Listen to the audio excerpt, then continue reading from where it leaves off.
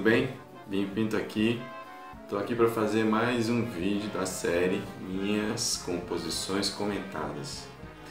E hoje eu trouxe para vocês não bem uma composição assim como todo mundo pensa, mas sim o que a gente chama de arranjo, que também não deixa de ser uma composição. E eu vou mostrar para vocês, ou seja, o que é uma composição? Um arranjo. Você pega uma música que está pronta de algum compositor, famoso ou não, e estabelece quais serão as conexões, né, daquela melodia ou até mesmo daquela harmonia que o compositor já pensou com a banda que vai ser tocado efetivo, né, o grupo, ou se vai ter mudanças de ritmo, se vai fazer em outros gêneros. Você também deve definir, por exemplo, se a harmonia vai ser a mesma, se você vai trocar, como vai ser montada a forma, qual a sequência.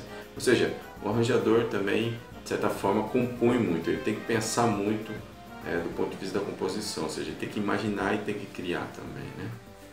Bom, então hoje eu trouxe uma das coisas assim que eu acho uma das compositores brasileiros e uma das músicas assim que mais marcou assim minha fase de estudos, né, quando eu comecei a pesquisar principalmente a cultura brasileira, que é rica, né? A gente, enquanto brasileiro, a gente precisa estudar a nossa própria cultura, porque a gente não conhece ela é muito grande, ela é muito vasta, né? E quando você começa a entrar nesse mundo é muito interessante.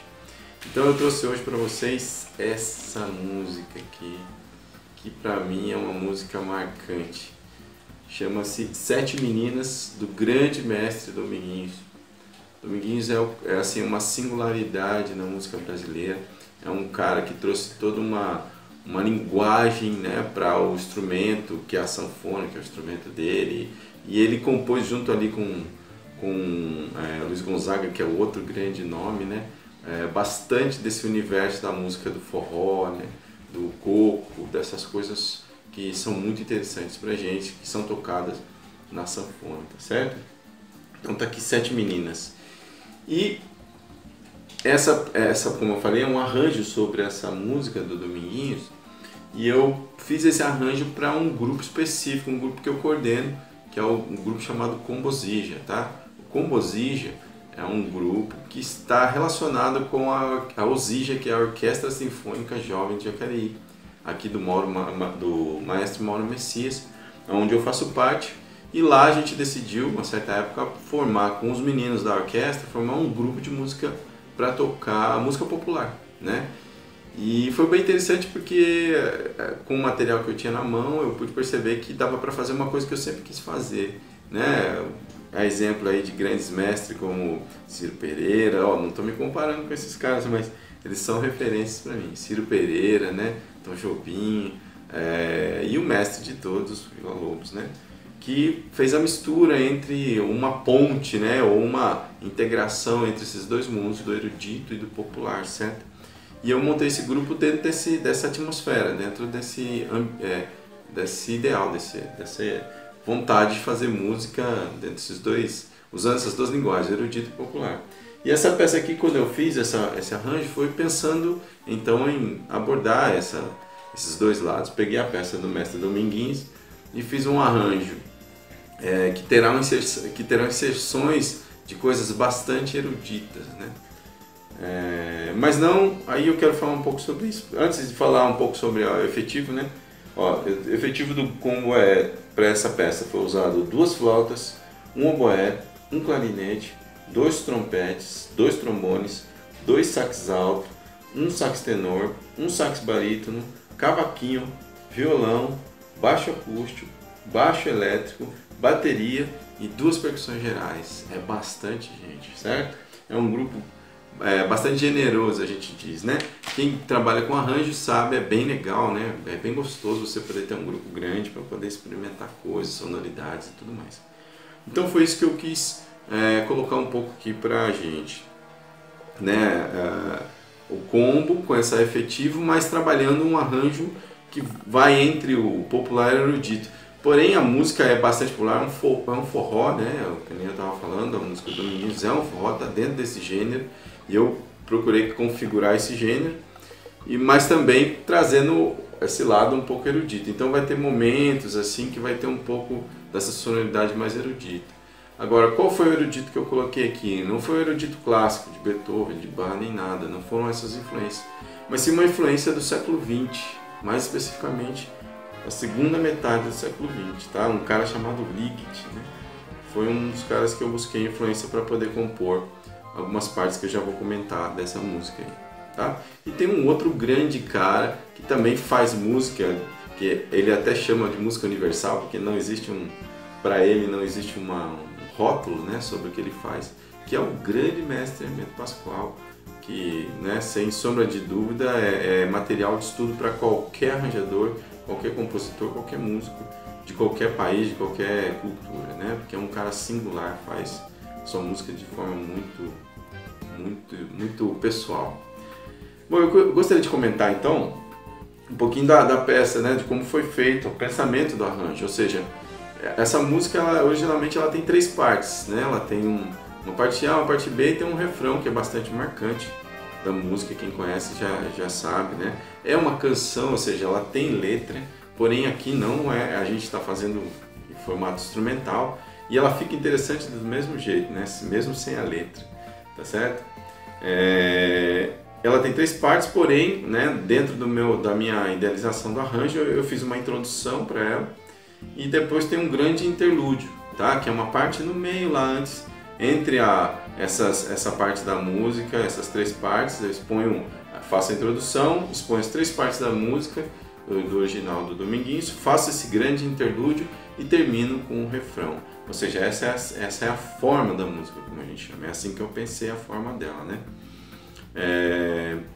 E também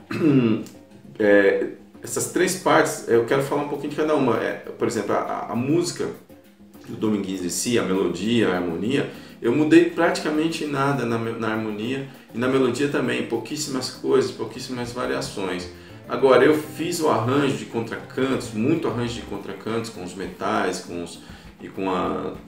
as madeiras que eu tenho disponíveis. Eu fiz pensando bastante na forma que o Dominguinho toca a sanfona dele, com um tipo de fraseado, né, com um tipo de articulação. Eu procurei buscar fazer uma relação assim. Então, quando você ouvir os metais tocando, você vai ver uma sanfona sendo, entre aspas, transcrita. Essa foi uma ideia para o meu arranjo, né?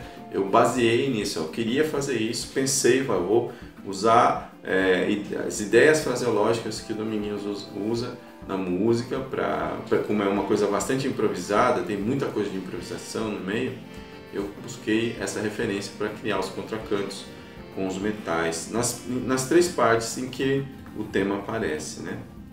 Bom, então a influência da sanfona do Dominguinhos não poderia faltar, até porque essa é a grande influência do Dominguinhos, né? É isso que ele deixa pra gente como legado, essa sanfona que toca de um jeito que ele e outro cara também, que é o Sivuca, né, bastante conhecido, fazem. E até o Sivuca fala uma coisa bastante interessante sobre o forró, né, que é uma linguagem bastante específica em que eles são mestres nisso. Ele fala que o forró vem do choro, né? Que para você tocar bem forró, você tem que tocar bem choro, né? Tem que conhecer bastante. E o Sivuca também é um cara que eu posso citar aqui dentro dessa coisa que eu falei do popular erudito, né? Que era um cara que gostava dos 2 lados, estudava, que buscava essas informações, né? Então ele também diz muito sobre essas questões relacionadas aos estudos de peças para piano na sua sanfona, né? Então o fraseado, né, tá aí, tá claro, o fraseado é importante, tá essa cara de sanfona que vem do choro, né, que tem um fraseado rápido, com bastante notas e tal, essa coisa tá posta aí. Aí tem a introdução que eu fiz, que aí é uma introdução totalmente criada, né, peguei elementos da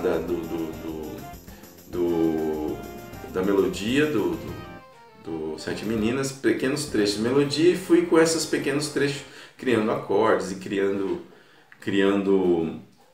fraseados. Bom, a introdução é a parte mais, assim, eu acho que a mais inventiva de todas, porque eu busquei criar um ambiente bastante diferente na música. E para isso eu busquei influência aí num cara que eu estava falando no começo, da música erudita, não de qualquer música erudita, mas sim, mais especificamente da segunda metade do século XX, que é o Ligeti, tá? Quem não conhece o Ligeti, conheça, gente. É um trabalho bastante interessante. É um cara assim com um pensamento musical muito criativo, né? E existe uma das fases aí, ou a gente pode dizer até algumas músicas ou fase dele, que se chama textural, fase textural, que é bem interessante porque ele trabalha a música de forma mais... você vai ouvir grandes acordes gigantescos de muitas notas, e a gente não tem essa relação de cadência, né, de movimento como tem na música tonal, até porque ele fazia música atonal, né, se pode dizer dessa forma. Ele trabalha esses acordes como como se fossem imagens ou seja, nuvens, sei lá, você pode imaginar ter a poética que você achar interessante, mas grandes nuvens que vão se dissipando aos poucos, às vezes elas ficam mais condensadas, às vezes mais dissipadas. Então você vai ouvindo sonoridades assim que vão se construindo aos poucos e também ao mesmo tempo se desfazendo aos poucos. Grandes sonoridades que a gente chama de clusters, muitos clusters, assim, que são sons muito próximos. Você não define um acorde, se ele é maior, menor, nada disso. É uma outra sonoridade, vale muito a pena. Eu indico quem quiser ouvir o Ligeti, uma música chamada Lontano. É bastante interessante de ouvir, tá? Para orquestra sinfônica. Vocês vão ouvir que é um negócio magistral, assim. Então, o Ligeti, eu peguei essas influências para criar essa introdução. Eu procuro buscar, assim, principalmente nos metais, com uma sonoridade com surdinas, sons mais opacos, e acordes com clusters, onde a gente vai ter uma sonoridade bastante nebulosa, assim. E essa sonoridade vai se desfazendo aos poucos até chegar em fraseados mais frenéticos, também com bastante nebulosidade, até ir se construindo a imagem dessa coisa da música do Dominguinhos, que é uma música mais tonal, né? Então eu vou desfazendo isso aos poucos, trazendo novas informações. Isso na introdução. E também tem uma coisa meio hermetiana aí, né? O Hermeto também entra aí como influência nas questões rítmicas, né? Uma rítmica bastante variada.